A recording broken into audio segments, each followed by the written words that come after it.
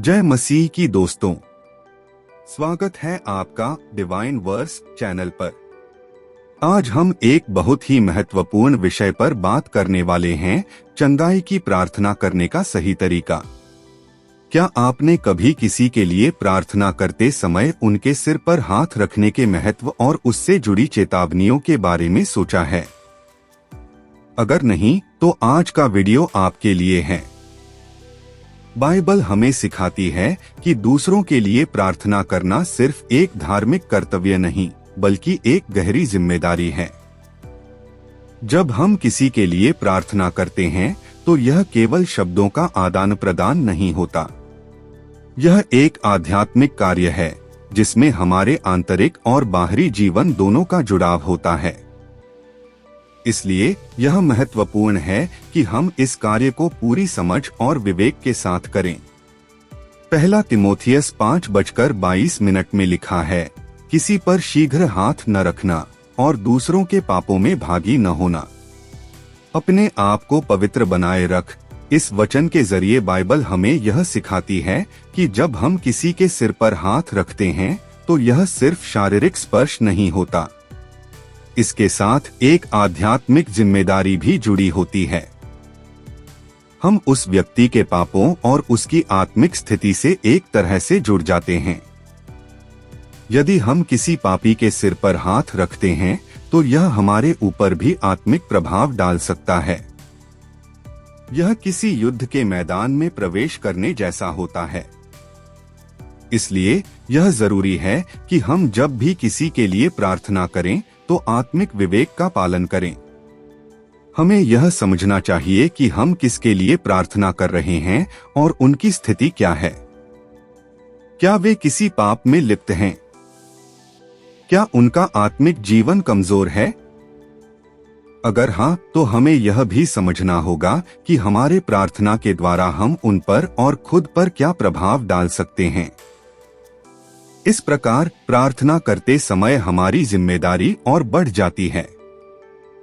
आत्मिक विवेक के बिना प्रार्थना करना हमारे जीवन में न केवल एक भ्रामक स्थिति पैदा कर सकता है, बल्कि यह शैतानी ताकतों को भी आकर्षित कर सकता है। जब हम दूसरों के लिए प्रार्थना करते हैं, तो हमें यह सुनिश्चित करना होता है कि हमारा आत्मिक जीवन मजबूत है और हम किसी भी गलत दिशा में नहीं जा रहे हैं। बाइबल में हमें स्पष्ट रूप से चेतावनी दी गई है कि हमें अपनी चौकसी रखनी चाहिए। गलातियों 6:1 में लिखा है, हे भाइयों, यदि कोई मनुष्य किसी अपराध में पकड़ा भी जाए, तो तुम जो आत्मिक हो, नम्रता के साथ ऐसे को संभालो और अपनी भी चौकसी रखो कि तुम भी परीक्षा में न पड़ो। यह वचन हमें यह सिखाता है कि जब हम किसी के पाप को देख रहे होते हैं, तो हमें आत्मिक समझदारी के साथ उसे संभालने की आवश्यकता होती है। इसके साथ ही हमें यह याद रखना चाहिए कि हम भी शैतानी हमलों से बच नहीं सकते हैं। अगर हम तैयार नहीं हैं, तो हम भी परीक्षा में पड़ सकते हैं। इसलिए प्रार्थना करते समय आत्मिक विवेक बेहद जरूरी है। हमें यह सुनिश्चित करना होता है कि हम अपनी आत्मिक स्थिति को मजबूत बनाए रखें। हमें प्रार्थना के दौरान यह ध्यान रखना चाहिए कि शैतान हमारी कमजोरी का फायदा उठा सकता है। यदि हम अपनी आत्मिक सुरक्षा को नजरअंदाज करते हैं, तो हम भी शैतानी हमले का शिकार हो सकते हैं।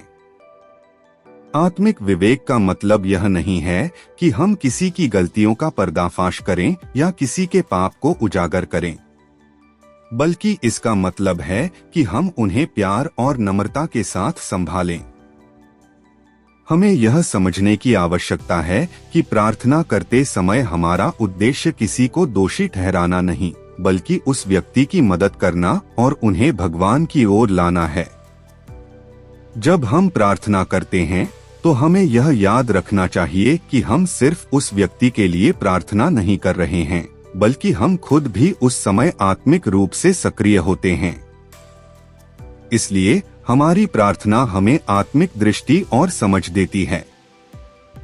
यही वह समय होता है जब हम अपनी आत्मा को पवित्र करते हैं और खुद को भगवान के कार्य में समर्पित करते हैं। आत्मिक विवेक हमें यह समझने में मदद करता है कि हम कब और कैसे प्रार्थना करें। यह हमें यह महसूस करने में भी मदद करता है कि किस समय और किस स्थिति में हमें किसी के लिए प्रार्थना करनी चाहिए।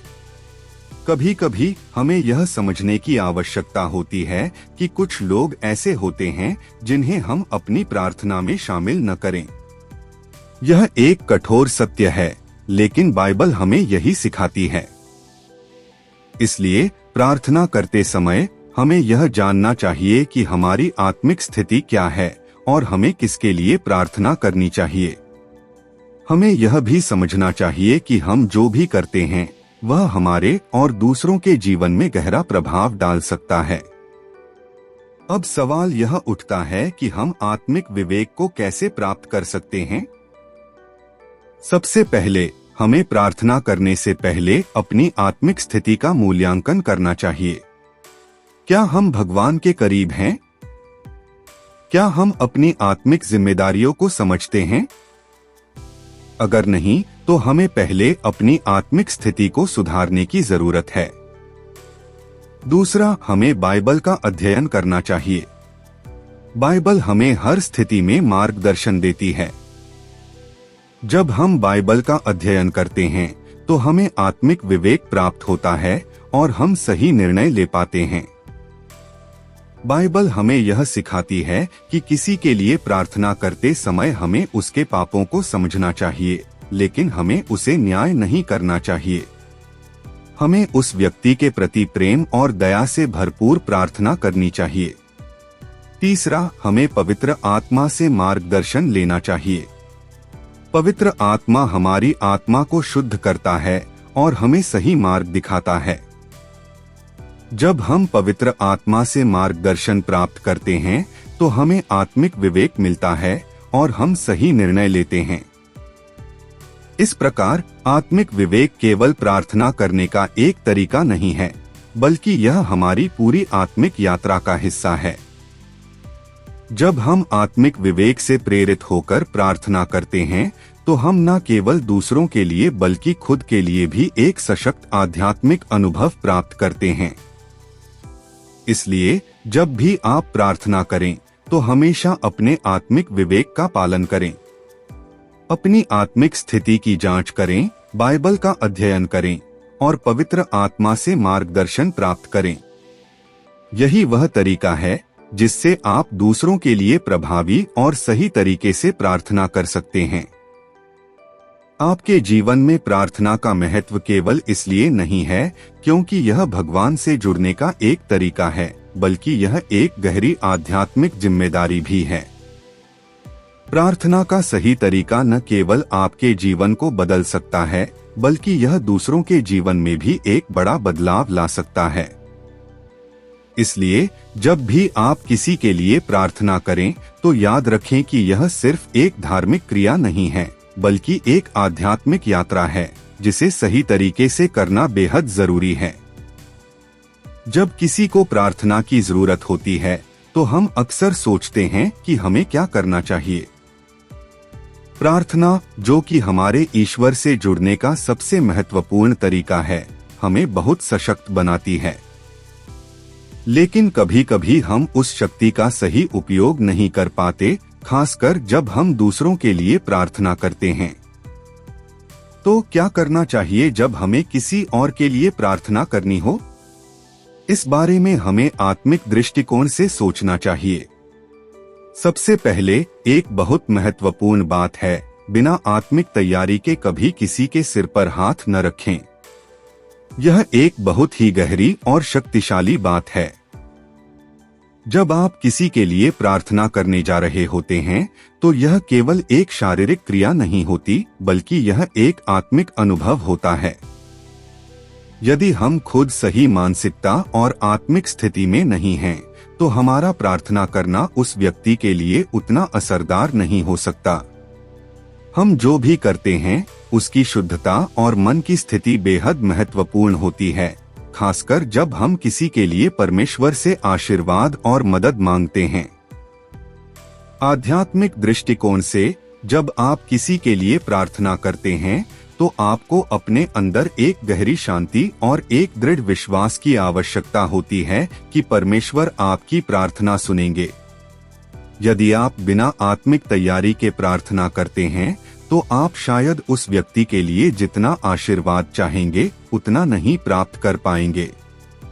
आत्मिक रूप से तैयार होना मतलब है अपनी आत्मा को परमेश्वर के सामने खोलना और इस बात का विश्वास रखना कि आप उनके लिए सही तरीके से प्रार्थना कर रहे हैं। अब बात करते हैं दूसरे बिंदु की।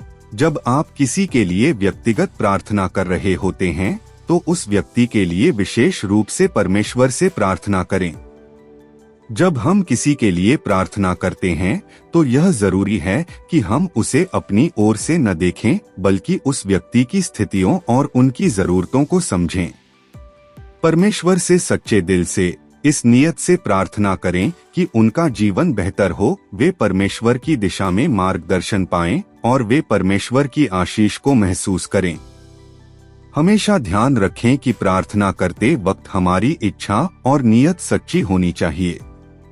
एक सच्ची प्रार्थना में हम परमेश्वर से किसी विशेष आशीर्वाद की मांग करते हैं, लेकिन वह मांग उस व्यक्ति के भले के लिए होनी चाहिए, न कि हमारी अपनी इच्छाओं के लिए।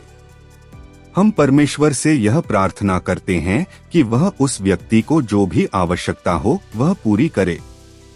और यही सही तरीका है, क्योंकि हम परमेश्वर के हाथों में अपना विश्वास रखते हैं, यह जानते हुए कि वह हमेशा सबसे अच्छा निर्णय लेते हैं। तीसरी बात जो हम प्रार्थना करते वक्त हमेशा ध्यान में रखें, वह है परमेश्वर से आत्मिक शक्ति और विवेक की प्रार्थना। कभी कभी जब हम किसी के लिए प्रार्थना कर रहे होते हैं तो हमें यह महसूस होता है कि हम अकेले ही इसके लिए सक्षम नहीं हैं। हमें परमेश्वर से विवेक और मार्गदर्शन की जरूरत होती है ताकि हम उस व्यक्ति की सही मदद कर सकें। यह प्रार्थना हमारी आत्मिक स्थिति को बेहतर करती है और हमें सही दिशा में चलने की ताकत देती है। जब हम परमेश्वर से यह प्रार्थना करते हैं कि वह हमें आत्मिक शक्ति और विवेक दे, तो हम न केवल खुद को बल्कि उस व्यक्ति को भी परमेश्वर के मार्ग में चलने की ताकत दे रहे होते हैं। कभी कभी हमें यह महसूस होता है कि हम अकेले कुछ नहीं कर सकते, लेकिन जब हम परमेश्वर से शक्ति और विवेक की प्रार्थना करते हैं तो वह हमें अपने रास्ते पर चलने के लिए दिशा दिखाते हैं।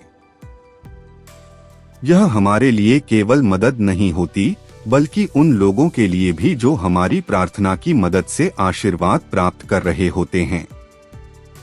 यहाँ हमें यह भी याद रखना चाहिए कि परमेश्वर हमारे दिल को देखता है और हमारी प्रार्थना को सुनता है। चाहे हम शब्दों में कहें या ना कहें, परमेश्वर हमारे दिल की भावनाओं को जानते हैं। इसलिए जब हम प्रार्थना करते हैं तो हमें अपनी नियत पर भी ध्यान देना चाहिए, क्योंकि परमेश्वर हमारी नियत को देखकर हमारे प्रार्थना को स्वीकार करते हैं। एक सच्ची प्रार्थना में हमारी नियत पूरी तरह से शुद्ध होनी चाहिए, तभी हमारी प्रार्थना में शक्ति होगी। अब मैं आपको एक अनुभव सुनाना चाहता हूँ जो मैंने व्यक्तिगत रूप से महसूस किया। एक बार मैंने बिना किसी तैयारी के किसी के लिए प्रार्थना की थी। उस समय मुझे लगा कि यह एक साधारण प्रार्थना है, लेकिन इसके बाद जो हुआ वह मुझे पूरी तरह से चौंका देने वाला था। मेरे आत्मिक जीवन में संघर्ष शुरू हो गए।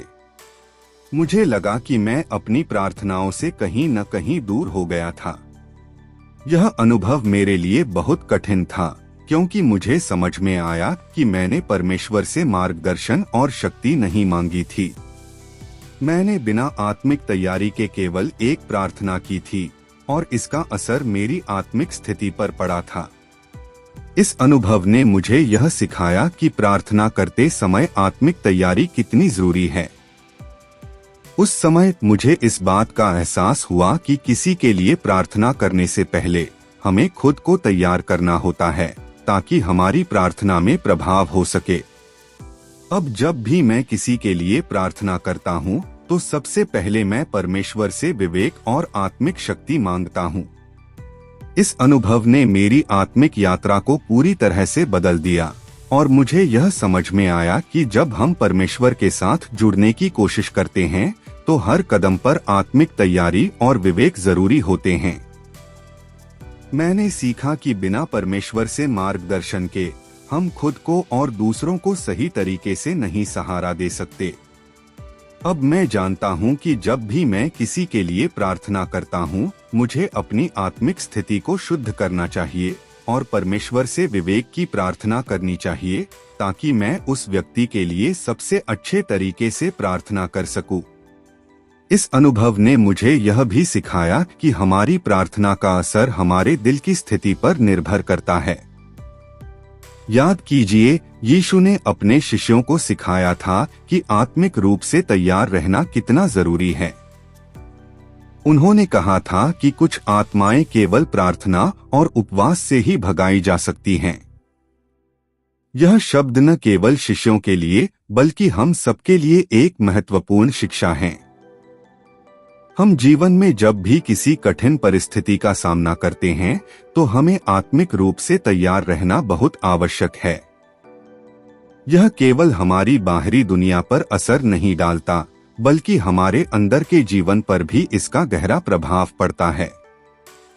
यीशु ने हमें दिखाया कि यदि हम आत्मिक रूप से मजबूत हैं तो हम किसी भी संकट का सामना कर सकते हैं।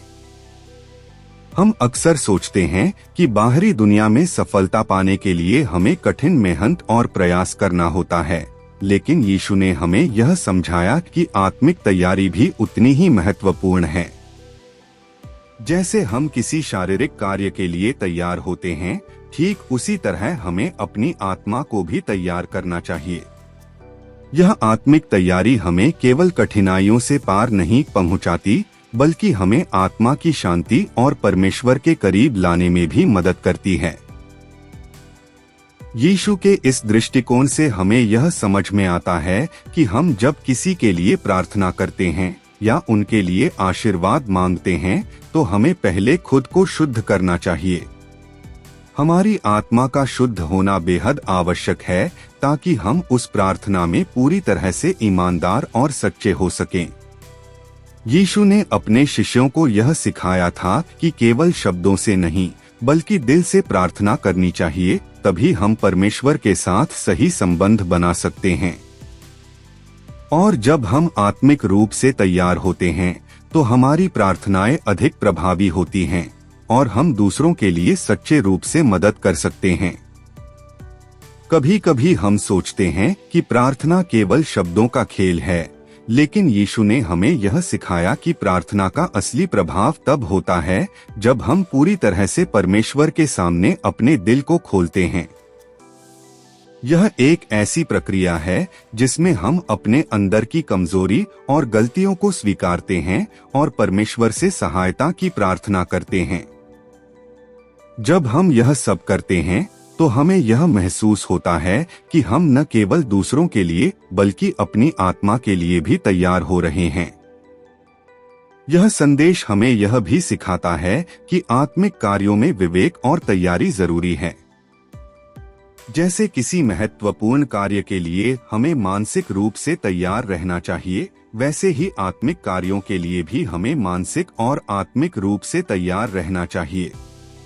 बिना तैयारी के हम किसी कार्य को सही ढंग से नहीं कर सकते। अगर हम केवल बाहरी कामों पर ध्यान देंगे और अपनी आत्मा की तैयारी नहीं करेंगे तो हमें अंदर से शांति नहीं मिलेगी, और जब हमें अंदर से शांति नहीं मिलती तो हम बाहर की दुनिया में भी शांति महसूस नहीं कर पाते। अक्सर हम देखते हैं कि लोग बिना आत्मिक तैयारी के किसी को आशीर्वाद देने का प्रयास करते हैं या प्रार्थना करते हैं, लेकिन यह जरूरी है कि हम पहले खुद को शुद्ध करें, फिर दूसरों के लिए प्रार्थना करें। हमें यह याद रखना चाहिए कि किसी के सिर पर हाथ रखकर प्रार्थना करना केवल एक बाहरी क्रिया नहीं है, यह एक गहरी आत्मिक प्रक्रिया है। इसके लिए हमारी आत्मा को शुद्ध होना चाहिए और हमें पूरी तरह से परमेश्वर के प्रति समर्पित होना चाहिए। यीशु ने हमें यह भी बताया कि कभी कभी हमें लंबी प्रार्थना और उपवास की जरूरत होती है। यह हमें आत्मिक रूप से मजबूत बनाने में मदद करता है। उपवास और प्रार्थना से हमारी आत्मा शुद्ध होती है और हम परमेश्वर के करीब पहुंचते हैं। जब हम आत्मिक रूप से तैयार होते हैं तो हम न केवल अपनी समस्याओं का समाधान पा सकते हैं, बल्कि हम दूसरों के लिए भी एक सशक्त आशीर्वाद बन सकते हैं। कभी कभी हम यह सोचते हैं कि हमारे पास समय नहीं है या हम बहुत व्यस्त हैं, लेकिन यह सच है कि जब हम अपनी आत्मिक तैयारी को प्राथमिकता देते हैं तो हम अपने जीवन को बेहतर बना सकते हैं। हमें अपनी दिनचर्या में समय निकालकर आत्मिक कार्यों के लिए तैयार होना चाहिए। यह एक साधारण सा कार्य नहीं है, बल्कि यह हमारी आत्मा की स्थिति और हमारे जीवन के उद्देश्य के प्रति हमारी निष्ठा का प्रदर्शन है। जब हम आत्मिक रूप से तैयार होते हैं तो हम न केवल अपने जीवन को बेहतर बना सकते हैं, बल्कि हम दूसरों के जीवन में भी सकारात्मक परिवर्तन ला सकते हैं। हमारा आत्मिक बल दूसरों के लिए एक प्रेरणा बन सकता है। यह हमें न केवल अपने आत्मिक जीवन को समझने में मदद करता है, बल्कि हमें दूसरों की मदद करने में भी सक्षम बनाता है। और इस तरह हम अपने जीवन को परमेश्वर की योजना के अनुसार ढाल सकते हैं और दूसरों के लिए एक महान आशीर्वाद बन सकते हैं। इससे हमें यह शिक्षा मिलती है कि आत्मिक कार्यों में समय और प्रयास देना बहुत महत्वपूर्ण है।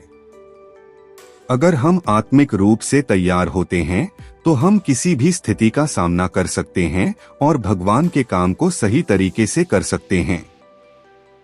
यह हमें अपनी आत्मा को शुद्ध करने का अवसर देता है और हमारे अंदर की शक्ति को जागृत करता है। तो दोस्तों, आज हमने सीखा कि किसी के सिर पर हाथ रखकर प्रार्थना करना एक आत्मिक कार्य है। यह तभी करना चाहिए जब हम आत्मिक रूप से तैयार हों। अगर यह संदेश आपके लिए मूल्यवान लगा हो तो इसे अपने दोस्तों और परिवार के साथ जरूर शेयर करें। डिवाइन वर्स को सब्सक्राइब करें और बेल आइकन दबाएं ताकि ऐसे ही प्रेरणादायक वीडियो सबसे पहले आपको मिलें। परमेश्वर आप सभी को आशीष दे। धन्यवाद और जय मसीह की।